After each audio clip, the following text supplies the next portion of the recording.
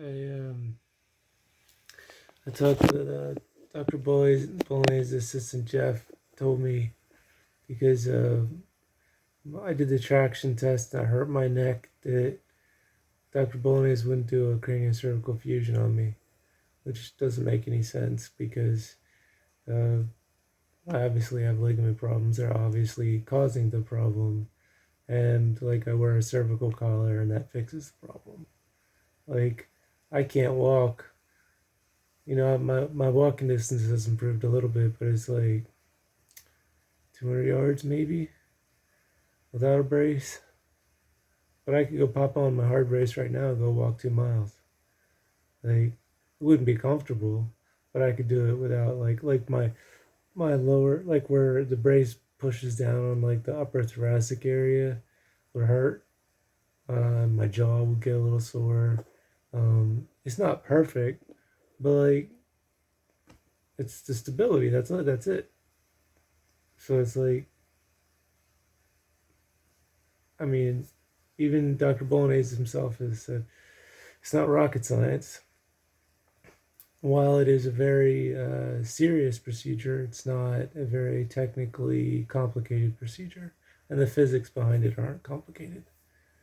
And I've watched his lectures, and he shows like how the hinge works, not the hinge, but like how he arranges things so that the head stays in a natural uh, position and how it supports things. And it's like, yeah, I mean that would help me. And I've encountered hundreds of other people who have the same problem I do with their ligaments, and they get craniocervical fusions. Um, but I haven't talked with all of them. I've seen their stories, but I've talked with dozens, and they're fixed. And Dr. Boyne has fixed them. But if I would have said if I would have lied and said that it helped me, then he would have done it on me. But I told the truth, knowing that he probably wouldn't do it, and that's what I get. I get left to die. Sorry, tonight is so fucking loud today. My neck's really tight and it hurts, and my collateral veins run like right up next to my ear here and like down. And so if the neck muscles up in here get tight, it squeezes those veins.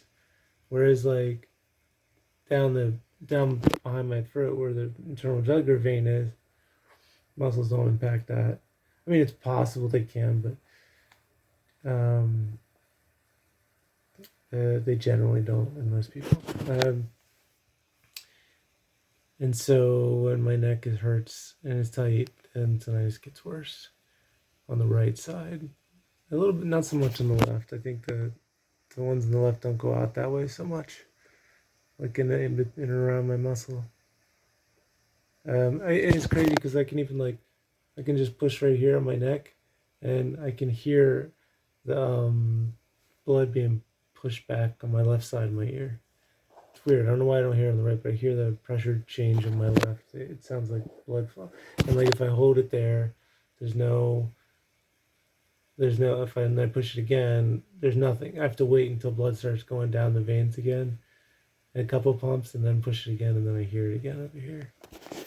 And I can even tell how bad my tinnitus. Like if I couldn't hear my tinnitus, and there was like a bunch of background noise on, I could push here, and if I don't really hear much of a change here, that means my tinnitus isn't, like my flow within my IJVs is pretty good, and less blood's going through my collaterals, which means my tinnitus will be quieter. So anyway, my neck up on the top hasn't hurt, but it hasn't hurt for like a month, maybe 2 months. Up near like the base of my skull, I've had some burning along the occipital ridge, like muscles, here and there. Like I made a video about it, my last video, but like, that's not the same. I mean, like there's burning along the occipital ridge around like the whole base of the skull, but then there's muscle on the left and there's a muscle on the right side of the vertebrae on your C1, right under the base of the skull, and those points, those muscles used to really tense up, and they'd be very tender, especially on the left side where I had the alar damage more, um, more of an overhang on there, and so the God, it's hard to think. That damn humming. It's like if I think about it, it becomes so distracting. And if I'm distracted, well, that goes without saying. Anyway, so I haven't had that, but around like right here, it's like around like C3, C4 on the transverse process, like on the two wings of it, where the attachment points are for. I think there's the C3 transverse process C4, and between them runs like a ligament, and then there's like connective tissue between the two vertebrae as well, like the whole line of the transverse process. I think you can look it up on like medical images. Anyway, but that spot right where it attaches, that the two transverse processes have that like cord running, like I feel that it's just like fucking hell, like it hurts so bad. I did notice, and that's on both sides. So like, if I tilt my head up and back, it makes it hurt worse, and if I lean forward, it makes it hurt worse. Obviously, I don't do that too much. Uh, when I do like head exercises, when I do like full range of motion stuff, if if I was standing up, I guess I'd just stand up and show if I do this, and then if I lean forward and just hold that, that's not good. That starts to really burn. Um, oh God, it's hard to stand. But like if I push down on my head and I'm resisting it and resisting and resisting it, and then I'm pushing back up and pushing back up, I don't have any. I don't have any like tenderness in the ligaments. I don't have anything that's. But if I try to hold a static position, that that hurts the ligaments. That causes tightness. That causes pain. So that the full range of motion stuff really feels good. And since I've been doing that, like I can look down and like look up, whereas like even like a week ago I couldn't do that, and it's not a big deal.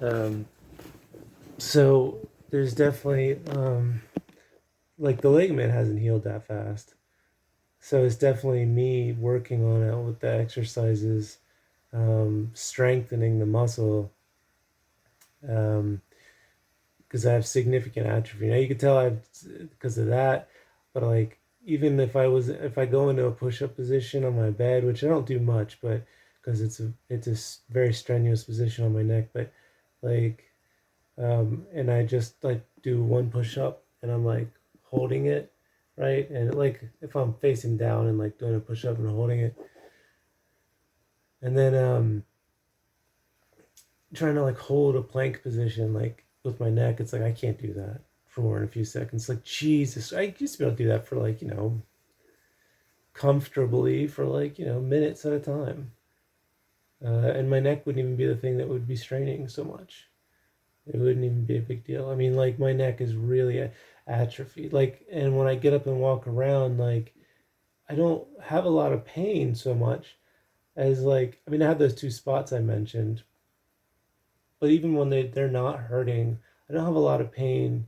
But I'll be walking around and I'm just so tired. I'm just like it's like if you do a bunch of arm curls and then your arm's exhausted and then you just like you 5 minutes later you try to do another one and you're just like, oh my god, like my muscles just it just feels like I've exhausted muscles basically. I don't need to give an example. Everyone knows what exhausted muscles feel like. I just feel like tired. I'm like, oh, my head, I can't hold it up. And if I push, if I'm tired and I try to push through that, then that's when things really start to hurt. So I don't push through that. Once I get a little tired, I'm just like, I'm done. Like I gotta put on my brace, or I gotta do whatever. I don't have I've been taking it a lot easier on the exercise.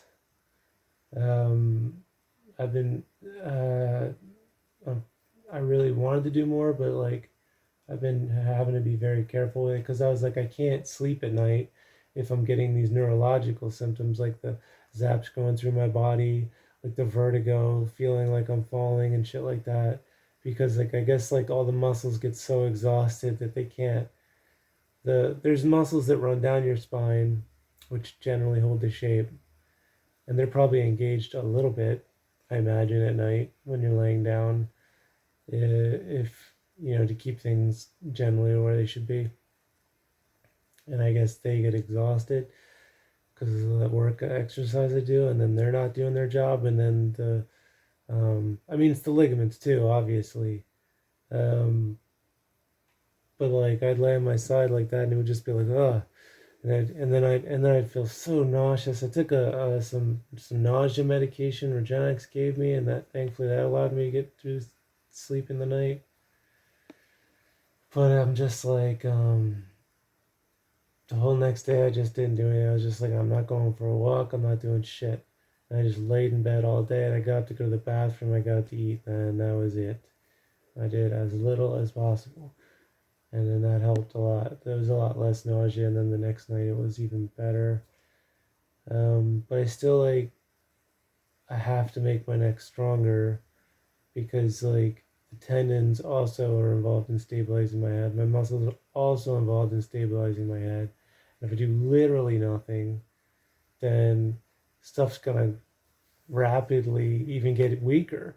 And it doesn't matter how strong the ligaments are. If I get up and move around, I'm gonna damage them because nothing else is holding my head up. And I have been able to. I just lowered the amount I do. So like when I get up, every time I get out of bed, I'll do like one chin tuck, like pushing my head down, go back up, one with the forehead, down, back up, one with the chin, down, back up, and that's it. And I'll do it lightly, just to just and if I do it and there's any kind of fatigue where I'm like, I'm pushing down and my muscles are a little tired, I'm like, all right, I'm done for the day. Like I'm not pushing it. It's just if it's completely comfortable, I'll do it. I write down on my notepad, like, this is how many, like, I write down my neck exercises, like, this is how many, like, left and rights I do, this is how many head circles I do, this is how many forward and back I do, this is how many, like, I'm trying to do push-ups now, but I'm like, I can't even do, like, I got down in a cat-cow position for like the yoga pose where your knees are down, your hands are down, and your head's pointing straight level with the ground. And I held that for a few seconds today, and I started to get a little sketchy. I was like, all right, I'm done. I'm not pushing through it. So I'm just, I wrote that down. I was like, okay, hold that for 3 count once. And then if like maybe next week I can do it, work up to 5 seconds. Maybe the next week I can get up to 10 seconds, and so on. And eventually I can get like going up and down is easy. Like my chest muscles, my triceps, my shoulders, that's fine. It's just I don't want to start going up and down with my neck like sketchy. Uh, and and that's it basically. I've got also got an exercise routine for like my bands for like shoulders, forward extensions, side extensions, vertical press, curls. Obviously not, that's not shoulders, but that's triceps, biceps, shoulders. And then forearms, I do like these, and then these. Which if you can look up on YouTube, like how that's done with bands. It's better with if you just had like a long pipe, like a long weighted pipe, you grab one end and you go like that, and then go like that, and that works out your wrist. God, thank God for oxycodone when the pain gets bad. Because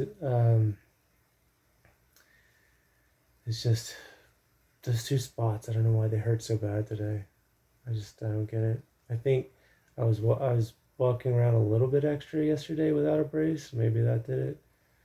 It's just so hard because it's like I feel like the margins for error are so small. But I found I can do very light exercise, write it down on a piece of paper, and then do that, not hurt myself. And the next day, do it again. And the next day, and then next week, maybe do 2 of those, and then do 3. And so normally when I'm exercising, when my ligaments were fine, I'd be like, let me start off with 10 or 20. Now I'm starting off with like 1, and it's like, fuck, it's so demoralizing. But at least I'm not hurting myself. Um, the same for swimming. If I was going to try swimming again, I would go there and I would do 1 lap, and that's it. And then that's it. And then after like, a week of 1 lap, maybe I'd be like, okay, let me try 2. Stuff like that. Like, where it'd be very easy for my muscles, but I'm just like, for my neck, it's just like everything is so, like, when I was like on my left side, like I have to like roll over and like grab stuff so I can like lift my head up, and it's fine. Like, it's just comfortable because every day I have to do that like 10, 20 times a day. I got to roll over and like get out of bed or roll over and grab something from the table, and it's like, so I'm not hurting myself when I do that. And I did steadily gain strength on that right side. Like, all around here, it's much stronger. And around here, it's much stronger. I have a lot less pain. But here, like, when I rest it's like, oh, like, fucking won't go up. It's like, Jesus Christ.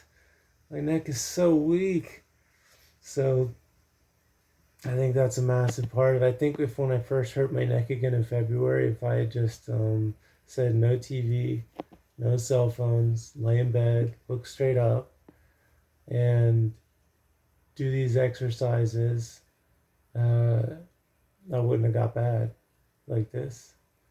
I still think I would have had to do regenerative therapy, but I think the symptoms would have been a lot better if I'd have known how to correctly manage it without making myself worse. Because, like, I was still trying to use the computer, I was still trying to use my cell phone in bed, I was still driving, I was still trying to work out the same as I was, and I just kept hurting my neck and hurting. And then I'd go back and be like, okay, and I'd rest and I'd feel a little better, and I'd start using the computer again. My neck would hurt worse again. And I'm just like, my computer monitor is off.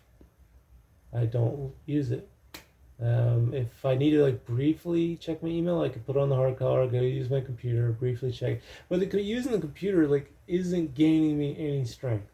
Like holding static positions are really bad for your joints. That doesn't mean like static actually can't be done. Like, if you're doing curls and you hold it like this, and you just hold it there, like more level. Assume this is my forearm's level with the ground. But I'm laying down, and you hold it there. That can build up some strength. Plank positions build up strength. Yoga has static positions. They can be good. But if you're rehabilitating joints, that's generally bad, unless you're in a neutral position. Like, for example, my head's here. I can push on my head, and I can resist it, right? And that's fine for my neck, because my neck's in a neutral position. But if my neck was like leaning, if I was to stand up and lean forward with my head and hold that, that's not a neutral position. So that's a strain on the joint. So that kind of physical therapy exercise is not good, because you don't want to strain the joint. The muscle is the problem, not the joint. I mean, the joint's the problem, not the muscle. So this doesn't strain the joint, because the joints are neutral and relaxed and fine. Well, not really. I mean, I bet if I put tremendous force on it to resist it, it would strain the joint eventually, but there's much less in a neutral position. So, so that's what I'm doing. And I also there's parking. I don't know if you can see that out there. There's little awning things, because I live in Florida and it's hot as shit. And so I can lean against the supports of those things, and supports my back, supports my head, and I can be out in the sun, which is very relaxing for me. I mean, I find myself even just tensing up from being inside and being so stressed because I'm staring at this, waiting to die. I'm just hating every second of my life. I try to distract myself with podcasts and TV and all that, which I just listen to TV. I don't watch it. But it's difficult because no one comes to visit really. People, they don't want to see me. They don't want to talk to me. So I wish I had a pet, honestly. But so anyway, I lean up against that thing. I'm in the sun. I stand out there in the sun. I try to get 15, 20 minutes a day. I don't really feel any neck strain at all since I've been doing it because I'm pretty well supported. I eat like that too. I go lean up against the wall in my room and I hold a dish and I'll just eat something, and because I do try to do stuff but it's I do enough and then I'm okay, my neck's tired, but I still have to eat.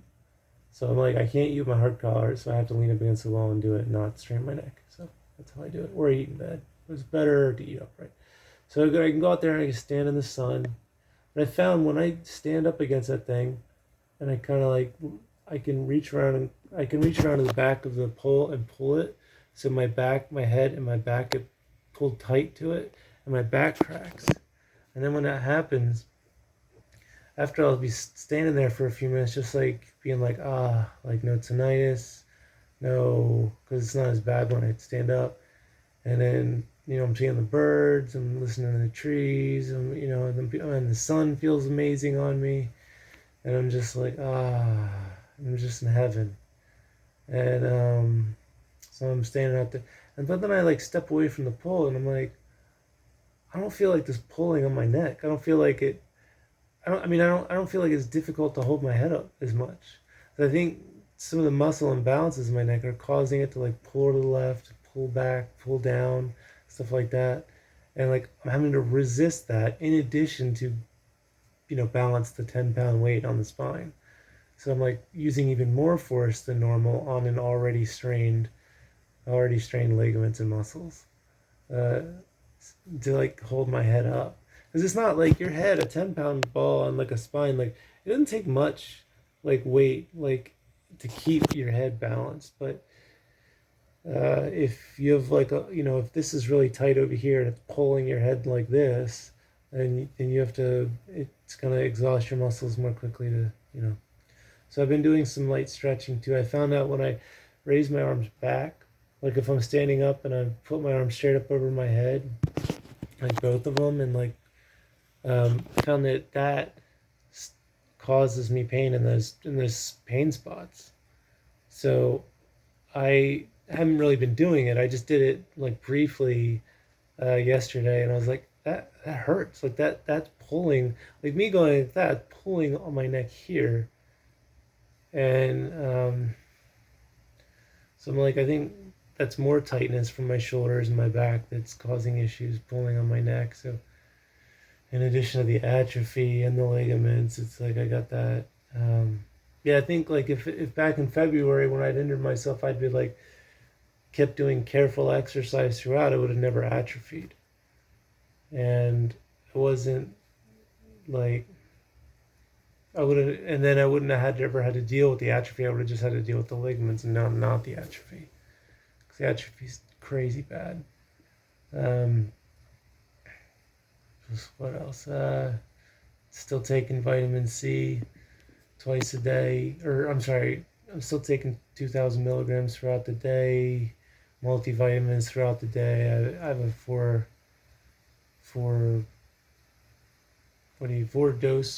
doses is 4 pills is 1 dose. I take 4 pills once 4 times a day. Throughout the day to space it out. Melatonin and valerian root at night to help me sleep. And my hips feel stronger, my knees feel stronger. My tailbone doesn't hurt so much anymore. I sat down and it wasn't excruciatingly painful. I don't know why, because I haven't really changed my routine at all. I got the PICL, but I'm why does my tailbone not hurt? I don't know. I go for my one walk in the morning without a collar, because each morning I try to do a little bit more. And I do. If it starts to hurt, I have the collar with me. I pop it on and I go back home because I can't afford to, strain my neck. Um, so basically, I'm just doing uh, the exercises I can do without hurting myself. Those spots I was talking about have been hurting since January 2021. So it's not just me doing stuff that's making those hurt, but it's worth noting that they do hurt still, and that they have flared up. I think part two is that they're still not totally isolated when I wear the hard collar. They still get used a little bit, like part of my neck muscles still get used a bit, and I think they're involved. But it's like I have to go to the bathroom, and it's like I have to, you know. So hopefully I can get that to where they're not hurting. Like if I lay down for a while and don't move, it'll stop hurting. But it's just like some days are more sensitive. I don't know. Um, it's also hard to think because I'm stoned as shit and oxycodone. I only took half a pill, and I don't take it much. I take it like as needed. So maybe I'll take it like once. On a bad day, I'll take 2 halves in a day. Um, so anyway, for the fusion, I don't know. I still think that the PICL is not gonna really be enough. Um, I'm gonna try to do exercises because I just keep getting stronger. Like my neck feels like I bent down to get something out of my laundry today, and I just bent over, picked it up.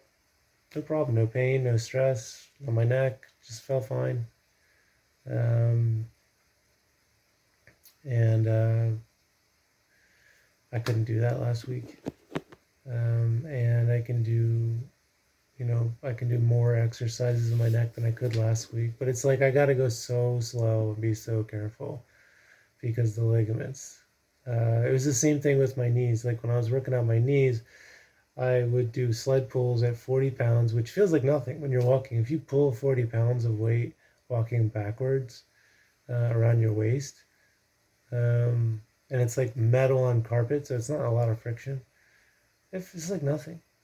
Very slight exercise on your muscles, but the tendons in my knee and the ligaments in my knee, like um, they're weak. So I had to. And then over time, very slowly, over like 6 months, I got up to 100 pounds. But like my muscles could have got up to 100 pounds in 2 weeks. I mean, my muscles could have done 100 pounds right away. But my connective tissue couldn't. So it's like, if I needed to get my neck stronger, I could get my neck stronger than it's ever been in my entire life in less than a month. But my ligaments and tendons can't handle it. So I'm just like, Jesus, I have to go slow. So like in the morning, I roll over to my right because that's hard. Because I always roll over to my left to get out of bed to get stuff. That's strong. Rolling that way, strong. Rolling right. So I roll once to the right in the morning. I push myself up, and I lean back and I sit up backwards, and I just do that once. And that was really hard the first time I did it. And then now it's like I did it this morning, and it was just like it's nothing. It wasn't a big deal at all. So it's like I'm making progress, but it's like I'd like to do that 50 times in a day, but I can't. So it's like I think it's possible. I think the important takeaway here is that, like, if you're messed up, you can still do exercise, but you just have to do the least amount of exercise that you can do without hurting yourself. But you can only know if it's really going to hurt the next day, because a lot of times ligament stuff, tendon stuff, you overdo it, you're not going to know until the next day, and by then it's too late. So you just got to kind of go like, let me do one push-up, or let me hold a push-up position for 2 seconds, and then see, am I cool to do that, and then do 3 seconds next week, 4 seconds the next week, that kind of thing, or whatever is just easy but applies some pressure. Because I realized, like, even though my neck's all fucked up, when I was rolling to the left and getting up, I had to roll to the left And then like imagine me like this. I rolled to the left and I was on my side and I got up like that. So my head's at the top of that. Like neck is having to hold my head up through that whole like standing up sideways thing. And I was doing that, and then it just started to become really easy. And I did that like several times a day because that's how I'd get out of bed, and I would carefully get. And I was like, no, it's really easy. So I was like, well, if I can do it in that direction, then I can do that in every single direction, forward and backward, and chin tucking in and head pushing out, and pulling my head and pushing my chin up, and all of that stuff I can do. I just have to. But I did that thing where I got out of bed. I started doing that like a month and a half ago. And first with a hard collar on, while I put the hard collar on, roll to the left, then get up.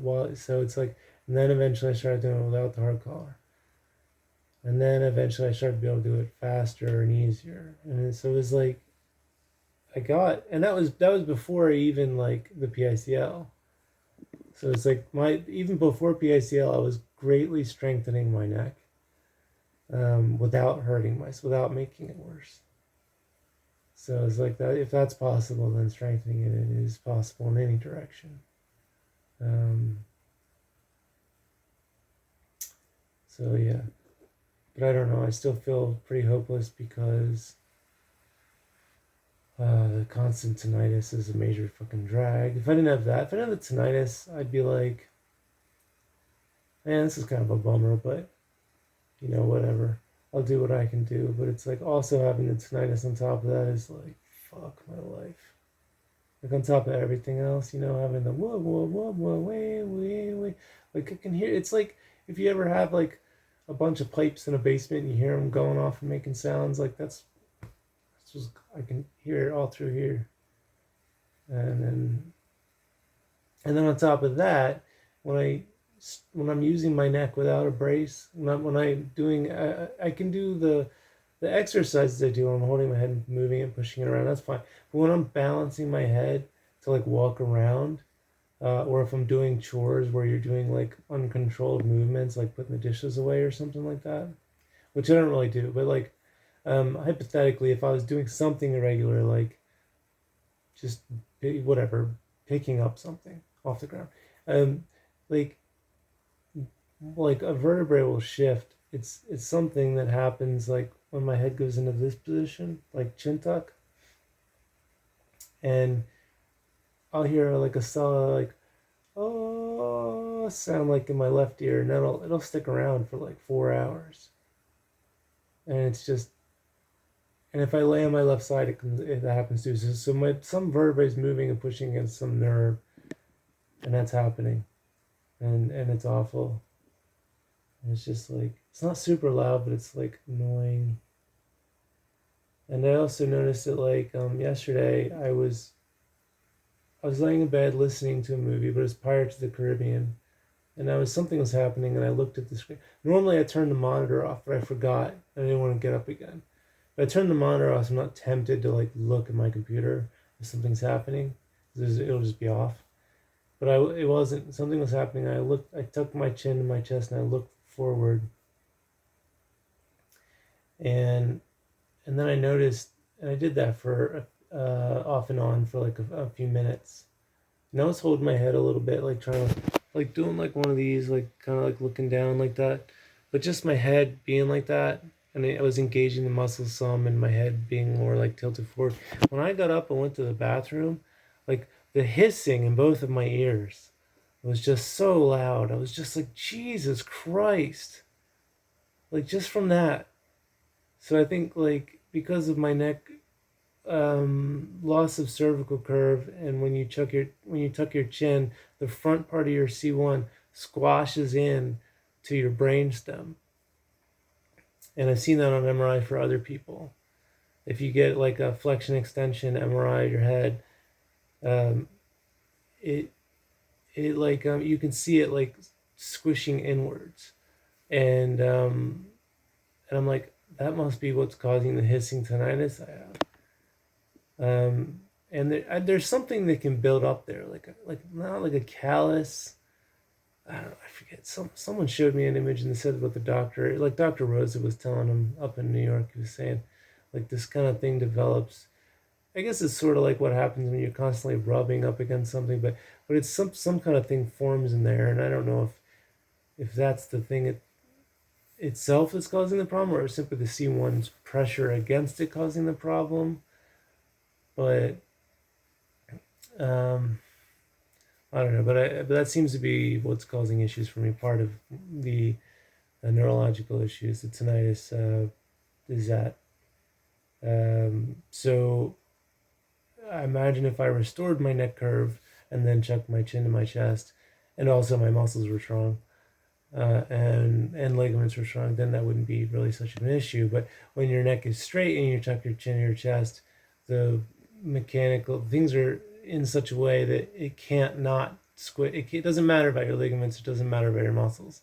It can't not. It has to squish against your brainstem.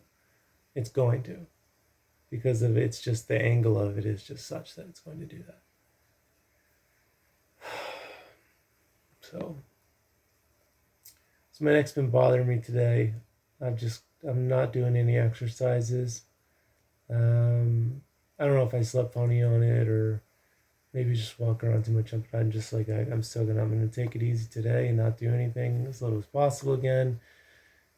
Because I don't necessarily need to exercise like every day or every other day. Like if I exercise every, 1 day on and then 2 days off, like I'll still make steady forward gains. I won't atrophy into nothing. Once you start to get into like 3 and 4 days between exercise sessions, then it starts to really slow down and regress. But with exercise, I think you can have 2 days off, not really do much. Like if you were a weightlifter and you did weightlifting with your legs and like just laid in bed for 2 days and then went back and did weightlifting, like your legs wouldn't atrophy. That'd be fine.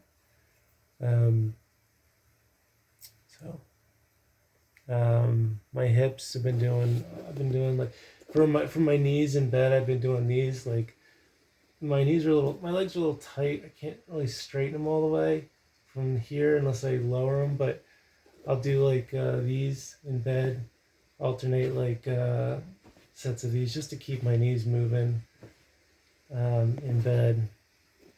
And these where you pull your legs out and together just to keep the hips strong.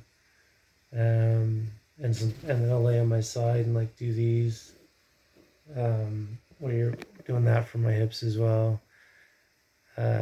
Just trying to do everything I can to take care of the joints because fucking hell. If like you don't have to do much to maintain your joints when you're in bed, but if you do nothing, then they will get fucked. Like I met other people who also started developing like I have a frozen shoulder on my left and my right one's all fucked up. Like if you just do nothing, then you're fucked. So as long as you're doing stuff, it can be light, it can be supported, your head's supported, but you've got to do something. Even if it's just like, oh, I'm doing my 5-pound weights, like, you're doing that every other day. But you have to do it.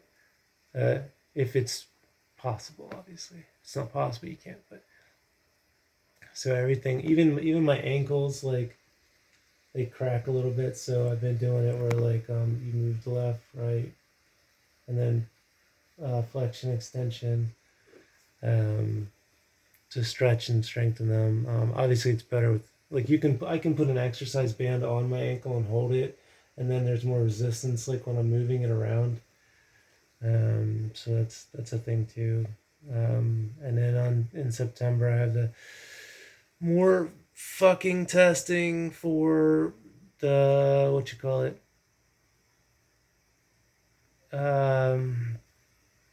Lyme to see if I actually have that. There's a guy who talked to me about the bee sting therapy for it. Well, I'm like, whatever, if that'll help. He said he did PRP in his knee and then did bee stings on his knee and like bee venom.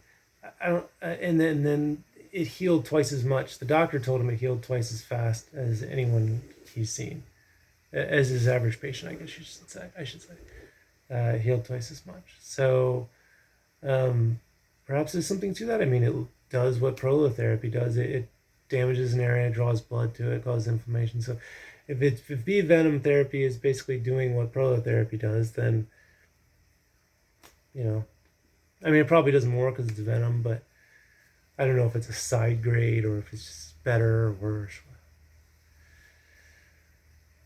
So maybe that'll help. He said he's willing to come see me for free. So I don't know. I don't know. We'll see. Maybe he can try it out on my knee or my elbow or something first. See how I react. Because I don't want to just do like 10 stings on my neck and just die of anaphylactic shock or some shit. And I don't know. I still think about euthanasia because I'm just fucking tired of this. 3 years of this shit. 3 years, my ears humming. Been in bed since February pretty much. Can't do shit. Pain, lonely, and possible connective tissue disease. And one of the hardest things is I remember what my life was like before. Like my life wasn't always like this, so it was hard. It's really hard because it's like I was a guy who was running a soccer meetup. 100 people come, play for hours, weightlifter, yoga every week. 175 pounds, solid muscle, low body fat, run for miles, swim for miles,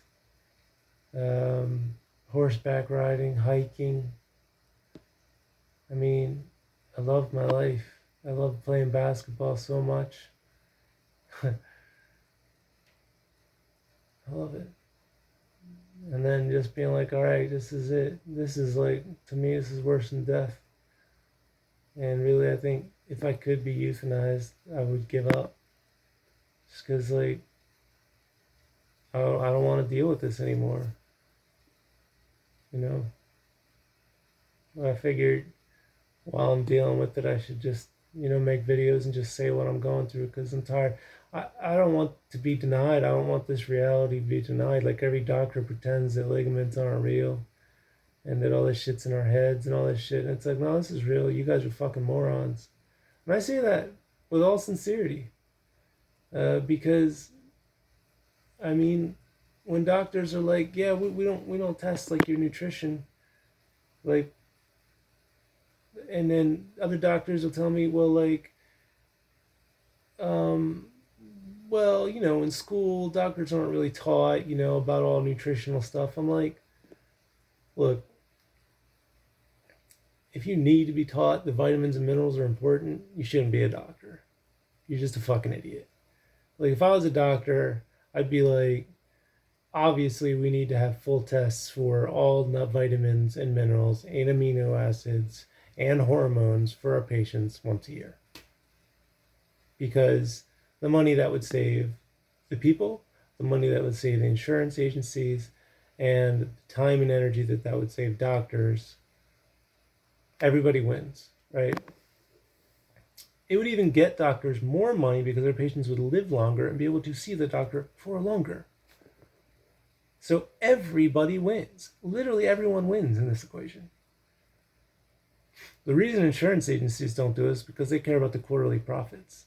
And you're talking about these kinds of tests will show issues, a year from now, 10 years from now. It would prevent problems. But it's not gonna raise your stock for next quarter. Or whatever they do. Semi-yearly, whatever they do. They care about the short term.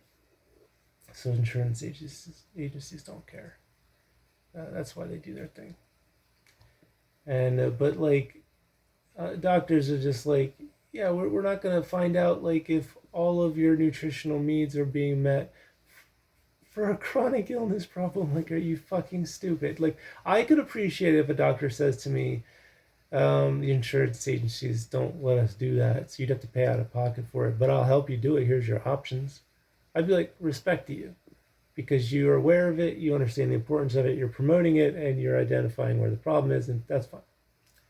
But if you're just like, I don't know, you don't need all that, it's like, you're just a fucking idiot. Like, if I go ask a car mechanic, like, hey, car mechanic, something's wrong with my body, like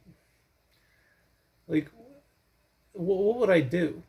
The car mechanic would probably say, well, like if I said I had a chronic issue, it'd be like, well, are you eating okay? Are you getting all like all the vitamins? Are you taking a multivitamin? Are you getting proper nutrition? Um, if I ask an IT person, they'd say the same thing. They'd be like, I don't know, like, are you sure? Like, if you have a connective tissue problem, are you sure you're getting all the nutrients required for proper connective tissue health? They'd check that. That's what I could go to any IT person and say, like, this is my connective tissue problem. Can you help me figure it out? And they'd be like, all right, well, let's see. You gotta. Looks like I'm using Google here. Looks like you need vitamin C. Gotta have enough of that.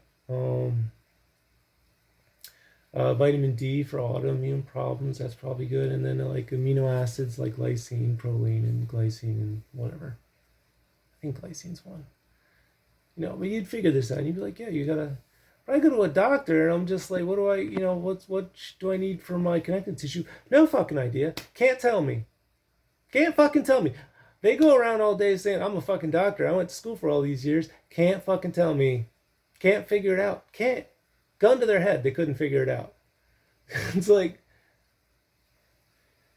I have less respect for doctors than I do any other profession. Because literally, I could literally go to a car mechanic and be like, what do I do to fix my problem with my body? They could tell me better.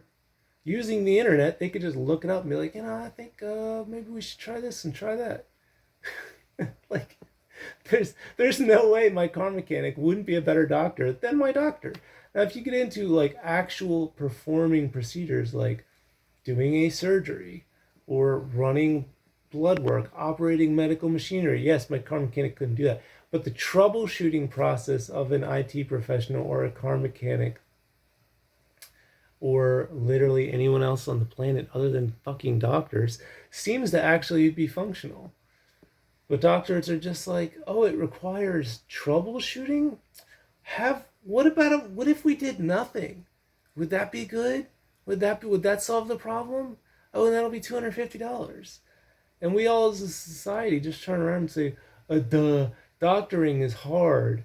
I'm like, no, it's not. Like when I'm fixing all my problems, not all except the connective tissue, when I'm fixing my dental problems, when I'm fixing my vision problems, I've improved my eyesight. When I'm fixing problems with my skin on my own, when I'm fixing problems with my heartbeat on my own, like I had a regular heartbeat I fixed. When I'm fixing this is years ago, when I'm fixing all this on my own, after doctors told me, they couldn't figure it out. And I'm just like, let me look it up on Google. All right, what herbal remedy works for this? Okay, take that. Oh, it's gone. It's like, oh my God, I'm sorry. If anybody's listening to this and has seen my other videos, you probably heard me rant about doctors. They fucking suck. And the thing is, what's really heartbreaking about it is that they're not fucking stupid. They're not like mentally handicapped people. They're choosing to not help their patients. It's a choice. It's not just that like they're inept.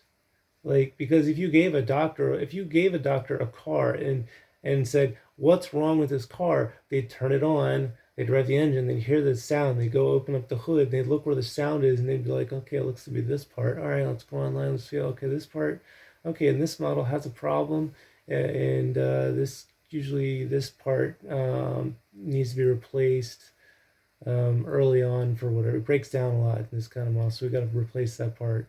And they fix it. They understand the troubleshooting process. But when it comes to the humans, their brain just fucking shuts off. It's insane.